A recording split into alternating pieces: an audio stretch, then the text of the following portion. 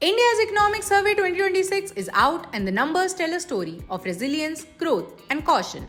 India's GDP for financial year 2026 clocked 7.4%, keeping it among the fastest growing major economies globally. Looking ahead to financial year 2027, growth is projected at 6.8% to 7.2% steady momentum.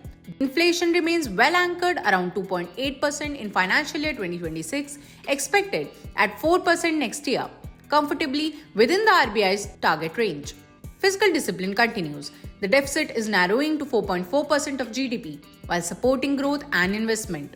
Domestic demand drives the recovery. Private consumption contributes 61.5% of GDP and investment or gross fixed capital formation sits at 30% of GDP. The rupee slipped roughly 6.5% against the US dollar amid global volatility. India's job market is showing strong signs of recovery.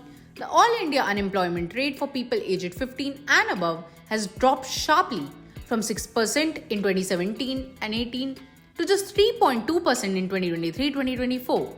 The survey also highlights agriculture, projecting 3.1% growth in financial year 2026, underlining the sector's steady contribution to the economy. Finance Minister, during the survey, proposed the creation of an AI Economic Council to guide the adoption of artificial intelligence in India, responsibly as she flagged AI skill gaps.